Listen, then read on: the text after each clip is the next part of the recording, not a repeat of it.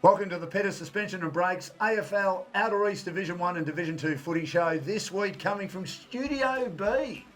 Reminds me of the 1960s and the Graham Kennedy show, and he used to say, coming from the main studio of Channel 9 in Melbourne, Studio B, GameFace Central in Dandenong.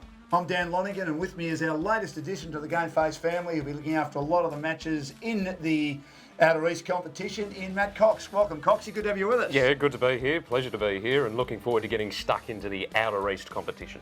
Now, just a little bit of a background for our audience involved in the Outer East. We'll get to you in a second, Matt, but we better go through the headlines. When will the real Mount Evelyn turn up? They lose to bottom side Warburton Millgrove, but last week, Pip and an accurate second place Pakenham, who now must contend with the undefeated Monbulk.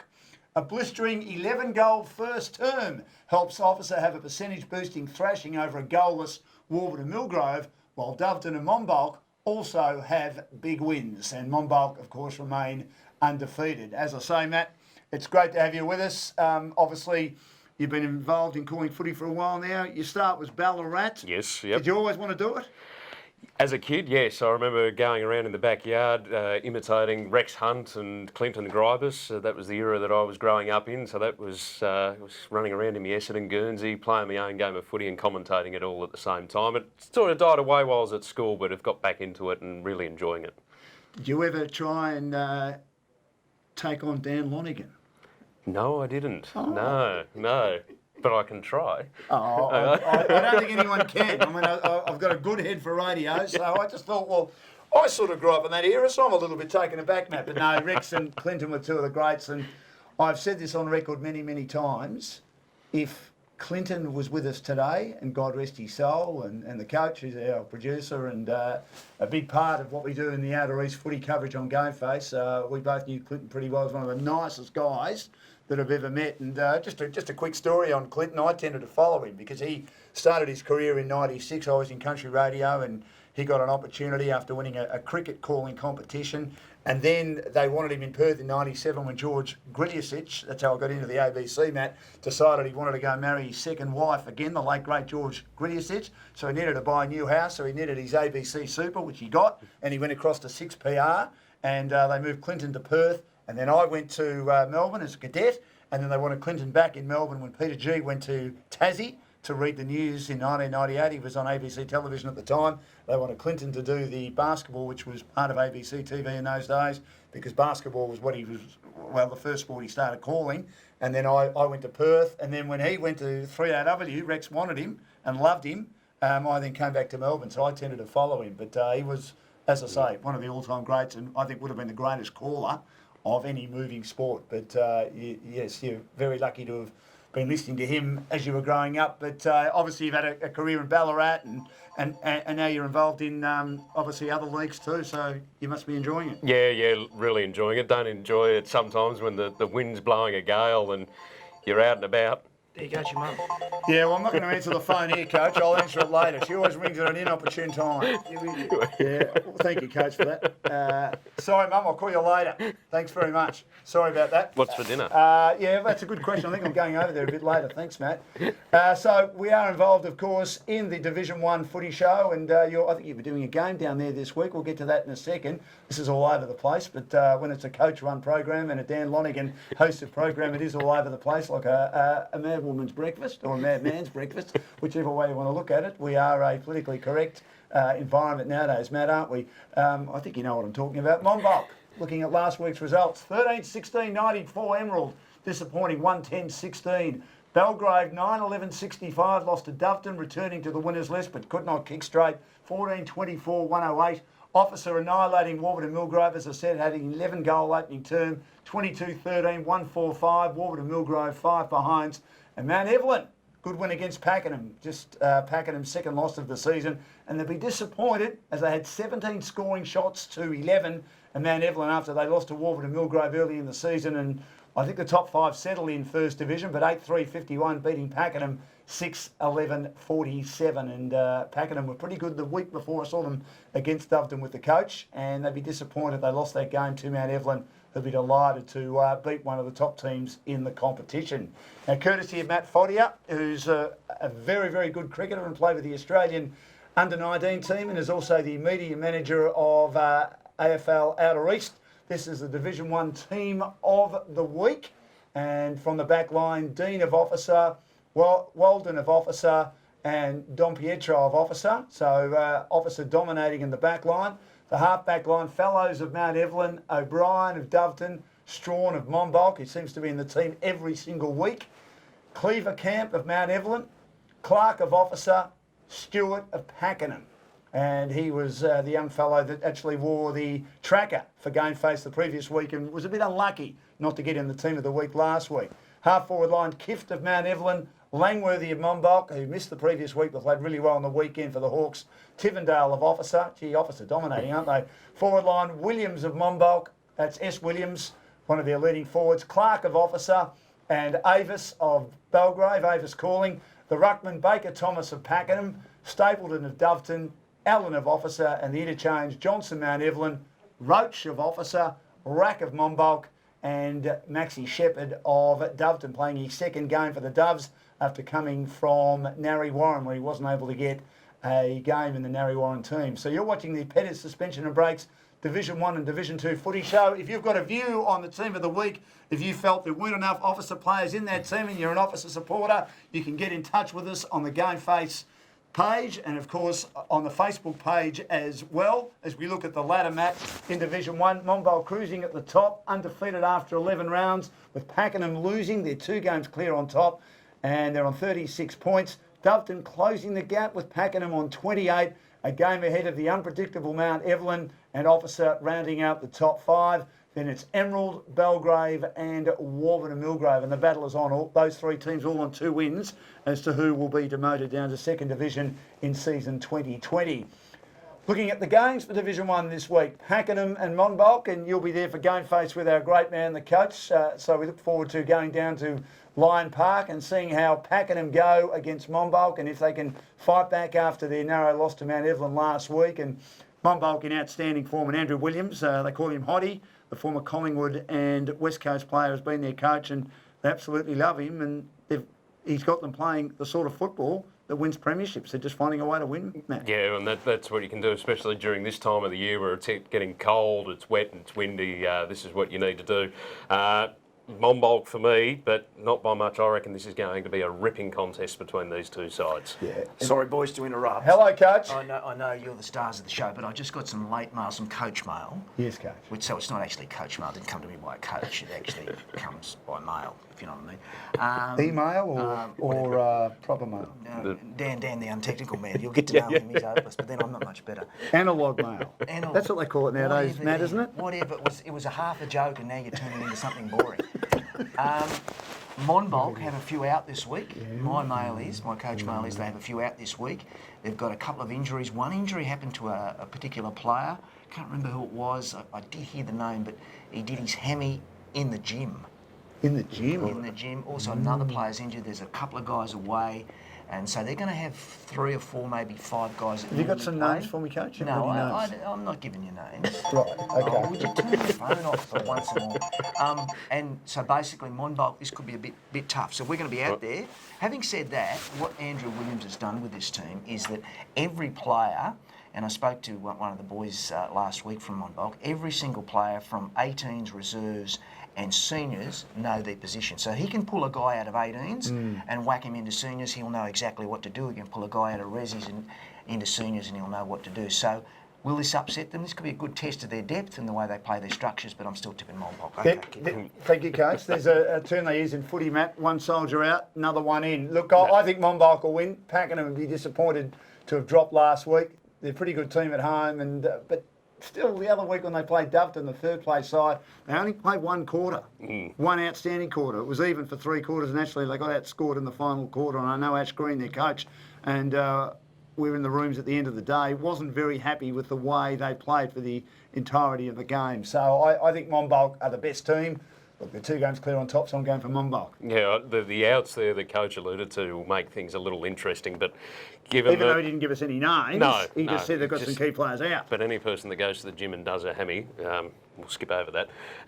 Another excuse not to go to a That's facility right. like that. Any person who goes to the gym shouldn't go to the gym. Correct. You can go for a run, but just don't go to the gym. I wouldn't even do that. Don't you? There's a reason why I'm in the commentary box. But you're a skinny man, though. Oh, How do you keep yourself skinny? good looking at camera. That's why I work in radio. I do feel, though, if there is such a good side in terms of accountability, if they can play consistent footy, that's what's going to get them over the line. If Pakenham play that inconsistency that you've just spoken about, then they might find themselves in a bit of trouble.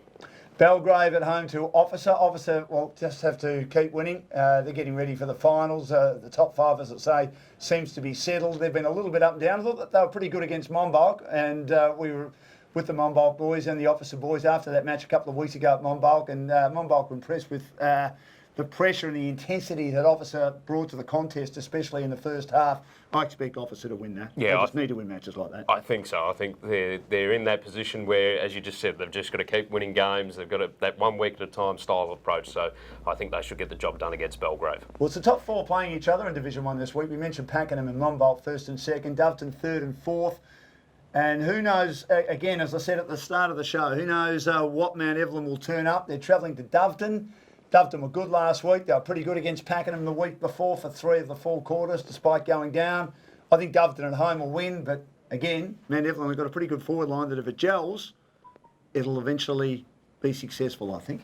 Yeah, but again, I don't like inconsistency. If there's a side that's in better form that can play 4 quarters, even if they're not outstanding 4 quarters, but if they can grit their way through, then I think that's better than the side that's a little inconsistent. So I'm going to go the way of Doveton. Relegation territory, Warburton Millgrove's percentage received a pizzling last week because they only scored 5 behinds and got beaten by 140 points by Officer. And they're at home to Emerald. They did beat Mount Evelyn earlier in the season. So this is a match to look at relegation. The winner will probably save themselves, or certainly put themselves in a good position to save themselves from relegation. I think Emerald will beat Warburton Millgrove, even though it is at Warburton Millgrove, and it's a pretty hard ground to play on at times. Just to spice things up, I'll go the other way. I think Warburton Millgrove might be able to get a win on the board and, as you say, put themselves in the best position possible to avoid relegation. Nicky Winmar, of course, spent some time at Warburton Millgrove. You're watching the Pettis Suspension and Brakes AFL Outer East Division 1 and Division 2 footy show. I'm Dan Lonigan. With me is Matt Cox. Let's have a look now at the headlines for Division 2. A thrilling victory by Gembrook Cockatoo over Powtown could be season-defining finals-wise for both teams. Yarra Glen's form slump continues. A dirty day for Thornton Eildon as Seville kicks the sweep, including 12 from former AFL player Nathan O'Keefe, who played a few games at North Melbourne, while the gritty Yay pushes Alexandra all the way. Gembrook 8-7-55 defeated Powtown 7-9-51, and both teams are in contention for a spot in the top 5, and it's a game of inches when you get a result like that, and you're both trying to play finals, Matt. As I said, season defining. Yeah, definitely. And to get the win like that, to get the points, it just makes that little bit sweeter, doesn't it, if they can get a result like that against a competitive outfit. Concerned about this, Thornton Eildon 1-1-7, annihilated by Seville 36-17, 233. Now, Thornton's goal was kicked in the last quarter, one of the last goals of the match. I know conditions weren't great, but Seville still managed to kick 36 goals, which is a massive cause for concern, I would have thought, for the competition. And looking at what they did, they kicked 7-5 to 1 behind in the first quarter.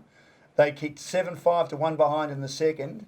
They kicked 15 goals for in the third quarter to nothing.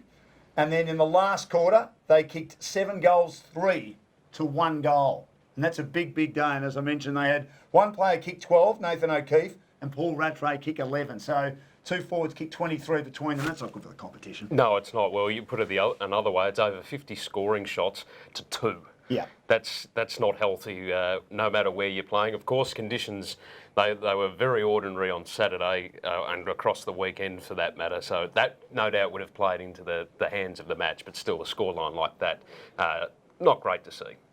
Yay, who still haven't won a game. They were pretty competitive against Alexandra, 10-9-69. Alexandra 13-9-87. They can hold their heads high that they pushed Alexandra the entire way there. That's a good result for them, considering some of the beltings they've had this year, and they might look back on the narrow loss to Thornton Eildon because I think they've been a bit more competitive overall than Thornton Eildon, but that was a good effort by them against Alexandra. So we go from a negative to a positive for the competition. Yeah, it is from a competitive standpoint. When you're down that end of the ladder, the things that you're looking for, especially this time of the year, just the little things to keep positives and tick the boxes, and that they would have done that with a result like that. Really important for them to keep their spirits high.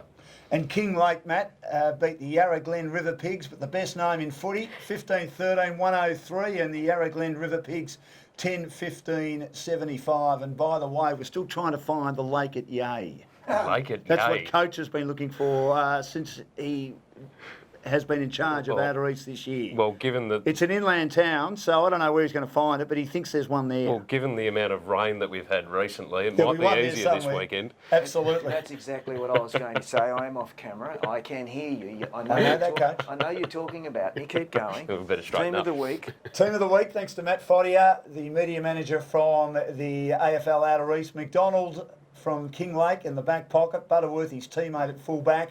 And Johnson from Powtown in the other back pocket. The half-back line, O'Toole from Gembrook, Cockatoo. Michael Ferrito, fine player for North Melbourne for many, many years. Still playing good footy for Gembrook, Cockatoo, his original team at centre half-back. Evans from Yea. The centre line, Fraser from Seville. Penwell from Seville and Crow from Kinglake. Half-forward line, Horman, Kinglake. O'Keefe from Seville after his 12 goals. And Eckers from Yarra Glen. The forward line, Andrew Fairchild, the playing coach of Kinglake, kicked 6, so a big day for the forwards all round in the competition in second division.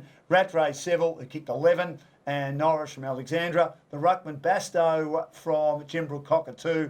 Hurley from Yarra Glen, Robinson from Kinglake, and the interchange as a party from Alexandra, Ashton from Yarra Glen, Rawton from Powtown, and McCarthy from Yea. And of course, the top team having the bye was Yarra Junction, and they're again clear at the top on 48 points as we look at the ladder, followed by Seville, who have now gone to second because of their massive percentage boosting win last week over Thornton Eildon, and Kinglake also there on the same number of wins but in third. Then a 3-game gap to Yarra Glen. They're a win ahead of Gembrook, Cockatoo and Alexandra.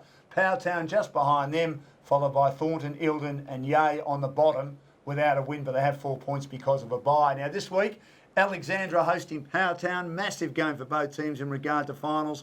I'll go for the home team. I think I will too. You're the best judge in footy, Dan. So I'll tip Alexandra. Well, I couldn't tip my hat really, to be honest. But it's nice that you're calling me the best judge in footy. I'll go Powtown then.